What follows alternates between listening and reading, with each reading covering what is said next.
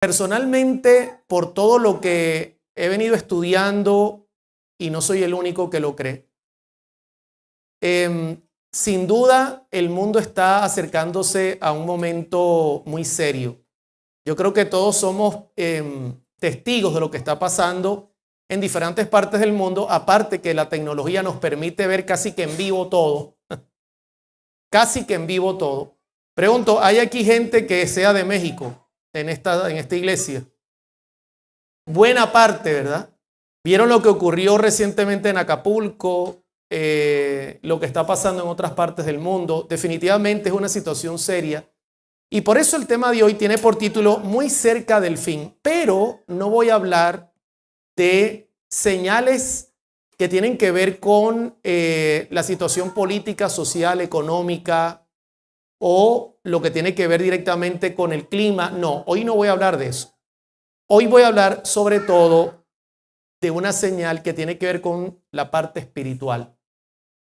Porque yo creo que estamos muy claros de que lo que está pasando en el mundo para nada es normal. Pero tenemos que también mirar la parte espiritual. ¿Qué dicen las profecías en cuanto a la parte espiritual? Por esa razón, yo les voy a invitar que inclinen su rostro. Vamos a tener otra palabra de oración porque orar siempre es bueno. Querido Padre, al abrir tu palabra, rogamos tu presencia en este lugar y sobre todo que nos des inteligencia, sabiduría y sobre todo tu espíritu para nosotros poder entender tu palabra. Queremos que tu palabra sea una luz en el camino, que alumbre nuestro camino para llegar directamente hacia ti. Bendice a todos los que están en este lugar congregados y bendice también a todos los que podrán ver este video en el nombre de Jesús. Amén y amén. Bien, hay un texto que se halla en Lucas capítulo 18, verso 8, que voy a citar solamente una parte que me interesa del texto. Luego vamos a volver a él. Y se halla ahí justamente al final de una parábola que Cristo contó. Lucas 18, 8. Y Cristo termina con esta pregunta. Pero cuando venga el Hijo del Hombre, ¿hallará fe en la tierra? Tremenda pregunta. Yo pregunto, ¿cuántos de los que están acá representan a esa iglesia que debería tener la fe de Jesús cuando Cristo vuelva por segunda vez? ¿Cuántos de los que están presentes? Hermanos, no tengan miedo. Yo sé que los hermanos mexicanos les gusta decir amén, gloria a Dios, así que no tengan miedo y si alguien los está amenazando, me avisan. Porque allí tengo al primer anciano y lo mandamos a buscar. Cuando el Hijo del Hombre vuelva a la tierra, tremenda pregunta, ¿hallará fe? Esa es una pregunta para nosotros que somos los creyentes. Y la pregunta que yo hago es, ¿y por qué Jesucristo preguntaría si a él al volver hallaría fe? ¿Qué pasaría en la tierra que pueda poner en amenaza nuestra fe? Es una buena pregunta. Porque Cristo está haciendo la pregunta, ¿encontraré fe en mi pueblo cuando vuelva por segunda vez? Ahora, quiero hablarles de una señal que les va a llamar la atención y que poco han escuchado. Y de hecho, aquí lo van a ver en pantalla y tiene que ver mucho con esta palabra que tiene por nombre pecaminosidad. ¿Sabe que pecaminosidad y preguntar cuando el Hijo del Hombre vuelva a la tierra y hará fe tienen mucho en común? ¿Qué tan peligrosa es esta palabra pecaminosidad? Usted dirá, pero eso tiene que ver con el pecado. Sí, tiene que ver con el pecado. De hecho, se le llama pecaminosidad del pecado. ¿Y qué tiene que ver con nosotros, sobre todo los que viven en esta zona o en cualquier parte del mundo? Usted recordará que la Escritura en 2 Corintios capítulo 6, verso 17, el apóstol Pablo hace un llamado que de antemano lo tomó del Antiguo Testamento y se lo hace a la iglesia.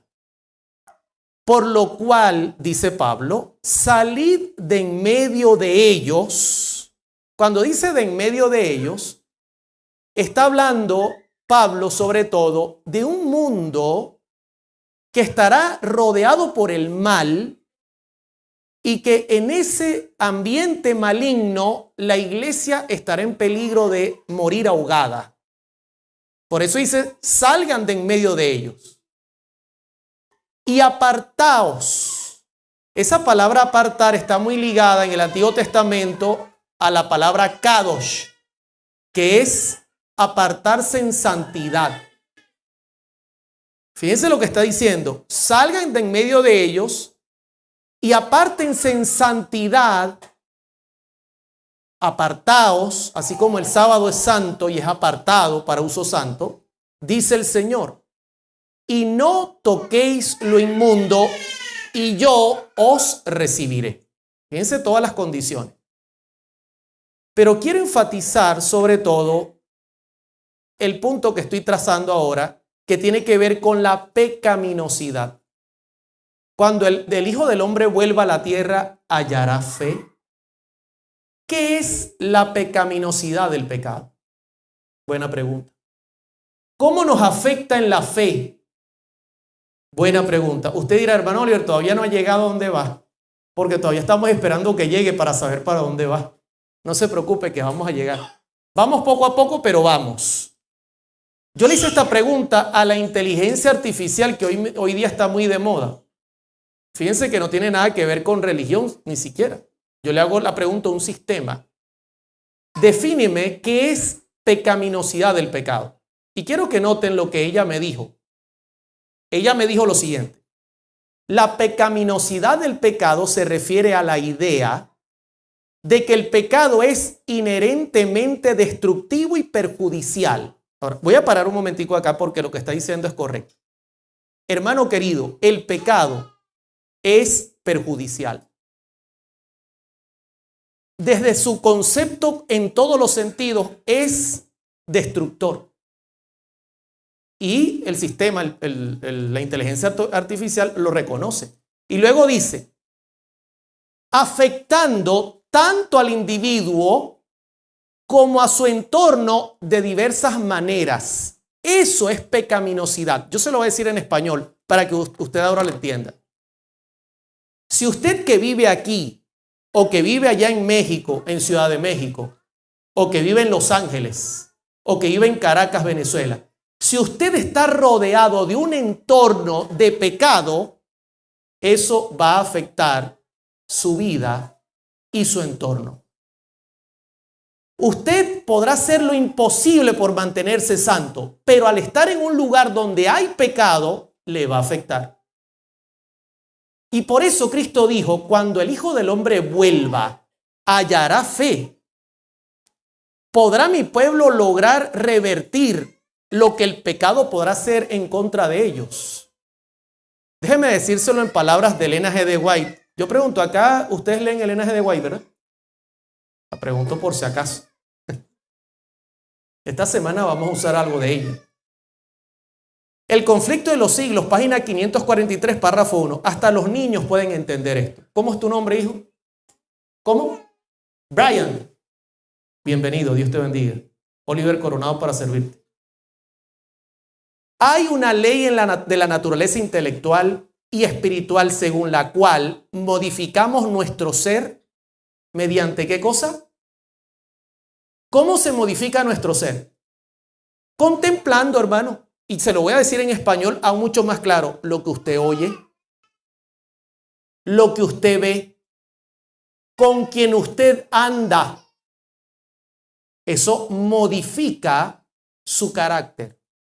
La inteligencia se adapta gradualmente a los asuntos en que se ocupa. Se asimila a lo que se acostumbra a amar y reverenciar. En pocas palabras, le hago una pregunta técnica. Si usted está rodeado por gente santa, ¿será que eso se puede pegar?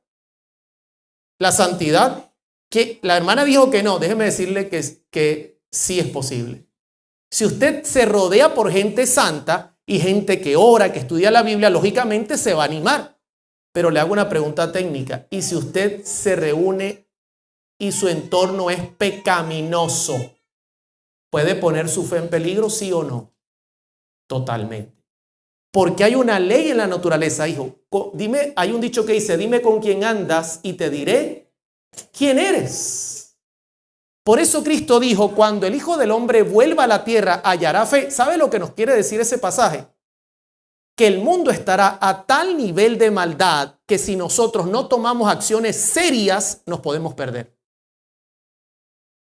Yo quiero ir un poco a la Biblia, por eso voy a citar, y estamos hablando de la venida de Cristo, Lucas 17:26.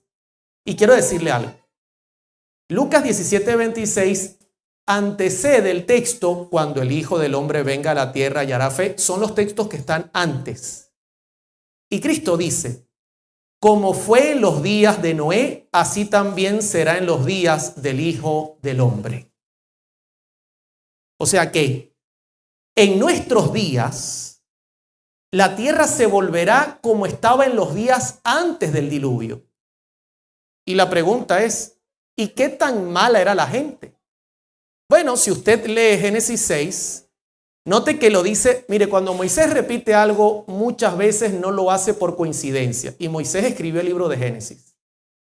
Verso 11. Y se corrompió la tierra delante de Dios. Y estaba la tierra llena de violencia. Y miró Dios la tierra y aquí que estaba corrompida, porque toda carne había corrompido su camino sobre la tierra. ¿Qué palabra se multiplicó en este pasaje? Corrompido. Pregunto, ¿Noé estaba en peligro en sus días, sí o no? Porque la pecaminosidad del pecado era pequeña o grande. Grande. ¿Podía influenciarlo a él andar por malos caminos? Sí. Pregunto, ¿y en nuestros días? Yo no me puedo quedar allá, hermana, tengo que venirme a nuestros días. En nuestros días, ¿será que la iglesia puede estar en peligro de que Cristo le pregunte cuando el Hijo del Hombre vuelva y hará fe? ¿Sí o no? Claro que sí, hermano. Estamos repitiendo la historia y vamos directo, lamentablemente, al desastre. Pero lo maravilloso es que si Cristo hace la pregunta en los días de Noé, Noé responde. Y lo vamos a ver en Génesis 6. Pero Noé halló gracia ante los ojos de Jehová. Amén. Hermanos, si Noé logró sobrevivir, nosotros también. ¿Sabe que hubiese sido trágico que Génesis termine diciendo que se ahogó todo el mundo? Y que el arca quedó flotando con un poco de animales, hermano, nada más. Eso sí hubiese sido trágico. Pero la Escritura dice que Noé halló gracia. Y noten lo que dice, Noé, varón justo, era perfecto en sus generaciones, con Dios caminó Noé. Óigame, si Noé lo logró, yo creo que nosotros podemos lograrlo, hermanos. ¿Cuántos están conmigo? La pregunta es, ¿y cómo lo logró? Pero vamos a hacer algo. Yo vengo dentro de unos 5 años a visitarle otra vez y les respondo. Aquí son igual que los hermanos donde yo estaba hace poco, que eran dominicanos, como que la sangre se mezcla. Y me decía, hermano Oliver, siga. Les gusta que uno llegue al punto final, no dejar la cosa por la mitad. Hermano, Noé tenía una capacidad que usted como adventista tiene que tener hoy. Sin esa capacidad usted no se va a salvar. Y tengo que serle muy sincero y claro. Y es la capacidad de distinguir. ¿Cuántos de los presentes necesitan lentes para leer? Unos cuantos. Y los que no levantaron la mano van para allá. ¿Qué le pasa cuando usted sale y se le olvida los lentes? ¿Puede distinguir? Es complicado, ¿verdad? ¿Sabe que la Escritura explica qué hacía diferente a Noé? No olvide que Noé era un hombre justo y que caminó con Dios. ¿Pero qué significa ser justo y caminar con Dios? En el Salmo 37, versos 30 y 31, voy a usar una versión diferente a Reina Valera. Es la Nueva Biblia Viva. Usualmente si uso una versión diferente a la Reina Valera del 60, la voy a colocar en la parte de abajo. Otra cosa importante. Los que quieran la presentación de hoy, se la voy a dejar a Ana. La pueden tener original y predicarla, porque esa es la idea. Amén. Note lo que diferenciaba a Noé. El justo es buen consejero. Sabe distinguir entre qué cosa. La ley de Dios está en su corazón y jamás resbalan sus pies. No era un hombre justo. Lo que le permitía era distinguir entre el bien y el mal. ¿Sabe qué es lo serio de la pecaminosidad del pecado? ¿Sabe lo primero que se come la pecaminosidad del pecado en su vida espiritual? Es la capacidad de entender qué es lo bueno y qué es lo malo. Eso es lo primero que se come. Entonces usted termina viendo películas que usted no sabe si son buenas o malas. Gracias. Usted termina oyendo música y mucha gente me llama, hermano Oliver, ¿esta canción es buena o mala? Porque la gente está perdiendo la capacidad de distinguir. Eso es lo primero que se come la pecaminosidad del pecado. ¿Sabe por qué? Porque llega un momento que el pecado rodea tanto su vida que usted lo ve normal. Lo ve como algo normal. No, no pasa nada, es normal. Pero yo vi allá dos hombres que estaban besándose. No, eso es normal. Eso no es normal. Ahora bien, hay otra cosa que me llama la atención y lo voy a resaltar. Job también tenía esa característica, versos 28, capítulo 28, verso 28. Y dijo al hombre, he aquí que el temor del Señor es la sabiduría y el apartarse del mal, la inteligencia. Pero la palabra es, ¿y cómo usted puede apartarse del mal si no sabe qué es lo bueno y lo malo? Si no entiende cuál es la distinción entre una cosa y la otra, ¿cómo puede una persona lograr eso? Es difícil. Es difícil. Ahora, vuelvo al punto. ¿Y cómo lograrlo? ¿Cuántos quisieran saber cómo se puede lograr ser un prototipo de Noé en estos días? O cuando venga en 5 años, hermano. Les voy a contar cómo. El apóstol Pablo dice cómo. Y miren lo que dice la escritura en Hebreos capítulo 5, verso 14. Pero el alimento sólido es para los que han alcanzado, ¿qué cosa? Madurez. Para los que por el uso tienen los sentidos ejercitados en el discernimiento del bien. Ahora, ¿cómo usted entiende esto? Hermano, mire. El alimento sólido es el estudio de la Biblia. No el estudio de lo que usted quiere que le digan. Que todo está bien, que su vida está bien. No, no, no. Es el estudio sincero de la Biblia. Ese es el alimento sólido. Cuando una persona comienza a entrar en los caminos del Señor, comienza con un poquito de leche, que representan estudios bíblicos sencillos para ir llevándola. Pero cuando una persona tiene ya tiempo en la iglesia, necesita alimento sólido para poder mantenerse con los sentidos ejercitados y con un discernimiento correcto entre el bien y el mal. Y eso lo tenía Noé. Yo le hago una pregunta. ¿Usted tiene eso? ¿Está estudiando la Biblia como una medicina? ¿O la está estudiando simplemente porque, bueno, yo soy maestro de escuela sabática? Hermano, ¿sabe que la Biblia es medicina? Si yo tengo un problema espiritual, yo tengo que ir a la palabra a buscar en ella la curación para mi vida. Por esa razón, yo siempre leo a los hermanos, hermano, no se quede usted tranquilo con simplemente tener una lectura al día. No, no, no, hermanos, hay que estudiar la Biblia para uno salvarse. No por pertenecer a un grupo o una iglesia, no, yo quiero salvarme. Y Noé quería salvarse. Y como él quería salvarse, él estudiaba la escritura. ¿Sabe para qué? Como antídoto para que la pecaminosidad del pecado no quitara ese discernimiento. Por eso la escritura dice, y vio Dios a la tierra y fue hallado Noé justo. Ahora quiero hablarle de otro que nombra a Jesús dentro de su sermón de su venida. Y es de Lot. Porque como en los días de Lot, también será la venida del Hijo del Hombre. Hay un detalle que hace la pecaminosidad del pecado y es que acostumbra a la gente a andar por caminos equivocados. Se vuelve costumbre. La gente mira el pecado a su alrededor y dice, esto es la nueva normalidad. Antes no se veía, pero hoy se ve, es normal. Cuidado con eso, mis hermanos, porque el diablo es muy astuto. Y miren cómo trabajó con Lot. Yo les voy a poner un ejemplo para que usted vea cómo trabajó con Lot. Génesis 13:10, y alzó Lot sus ojos y vio toda la llanura del Jordán, una zona llamada Doram. Ahí los hermanos se despertaron. Que toda ella era de riego como el huerto de Jehová, como la tierra de Egipto en la dirección de Zoar, antes que destruyese Jehová a Sodoma y a Gomorra. Saquen la cuenta que cuando Lot levantó su mirada, la zona era tan fértil, tan hermosa, que cuando el comentario bíblico habla de ella, dice estas palabras.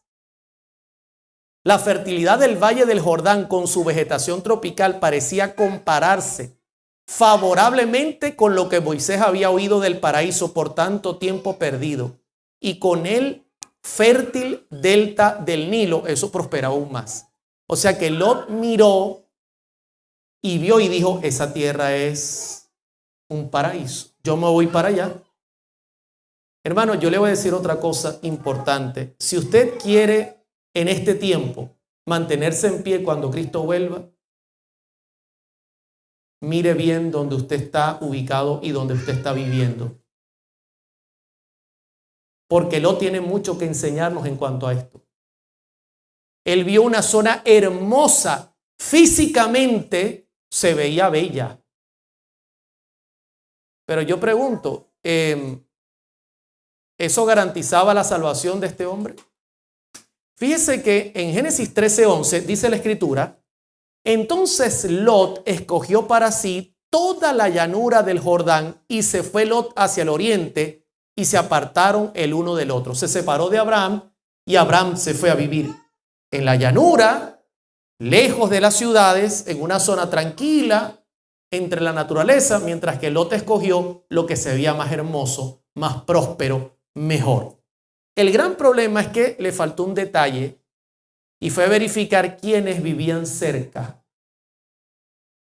Porque la Escritura, hablando de ellos, dice que los que vivían allí eran pecadores. Lo que quiere decir es que la pecaminosidad del pecado estaba a un nivel muy alto. Lo que quiere decir que los que se iban a vivir ahí estarían en mayor peligro. Estarían expuestos a mirar lo malo como bueno y lo bueno como malo, porque no olvide que lo primero que se come el pecado es la capacidad de distinguir. Ahora, Génesis cuenta un poco la historia y yo voy a contarle un poquito qué dice la Escritura en cuanto a cómo era esa zona. Se lo va a mirar en pantalla. Mas los hombres de Sodoma eran malos y pecadores contra Jehová en gran manera. Óyeme, escoger un sitio así para vivir. Usted hace así y dice, óyeme, fuerte, ¿verdad? Y quiero decirle que muchos adventistas del séptimo día, y lo digo en plural, estamos ubicándonos y viviendo con nuestras familias en lugares como estos. Y nosotros estamos en esos lugares, Ana, y ¿sabe qué piensa nuestra mente? Aquí viene el pecado con la pecaminosidad del pecado. No te preocupes. Eso no es tan malo como parece. ¿Qué pasa con la distinción? ¿Se está perdiendo? No es tan malo como parece. Oye, pero cuando yo vivía allá en el campo, yo no veía esas cosas que se ven aquí. Sí, pero eso no es tan malo como parece. Eso no te va a hacer efecto. ¿Se imagina Lot? ¿Se imagina las hijas? ¿Sabe que Lot se fue con un gran número de siervos que se reunían y hacían culto con Abraham? Era gente que levantaba altares donde llegaba. Gente creyente que se distinguían por ser seguidores de Jehová. Y de repente llega a Sodoma y a Gomorra y Dios mira y lo único que consigue es que hay un hombre viviendo en santidad.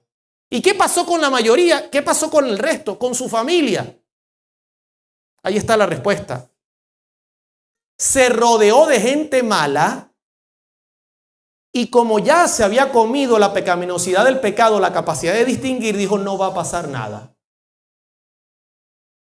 ¿Sabe qué? La sierva del Señor habla sobre esto y dice, Lot escogió a Sodoma como lugar de residencia porque se preocupó más de las ventajas temporales que iba a lograr que de las influencias morales que lo rodearían a él y a su familia. ¿Qué le parece eso? Pero yo lo veo como preocupado usted. Parece que hoy usted no está leyendo la Escritura, sino la Escritura lo está leyendo usted. Es fuerte cuando uno se mira en el espejo, ¿verdad? Sobre todo en el espejo divino. Porque ¿sabe qué? Los profetas le están diciendo, examínate. Examina tu camino. Mire lo que se preocupó Lot. Voy a llevar a mi familia. Y yo he escuchado mucha gente que me dice, hermano Oliver, yo voy a irme a tal lugar porque quiero que mis hijos tengan la mejor educación. Quiero que mis hijos tengan la mejor. Quiero que mis hijos tengan, quiero que mi familia tenga. Pasa los años y le pregunto, ¿y qué tal te fue el plan? Toditos se fueron al mundo. Claro, porque te preocupaste más de las ventajas temporales. Hermano, este mundo se va a acabar, ¿sabe? De nada sirve que el diablo nos presente en el infierno y digan, les presento Oliver Coronado, físico, químico, médico con 10 posgrados, estudió en las mejores escuelas, pero aquí estás perdido. Ventajas temporales. Pero quiero continuar y mire lo que sigue diciendo. Y no terminan aquí los malos resultados de su elección egoísta. La corrupción moral del lugar estaba tan entretejida. Escuche esto, porque esto es la pecaminosidad del pecado. La corrupción moral del lugar estaba tan entretejida con el carácter de sus hijos.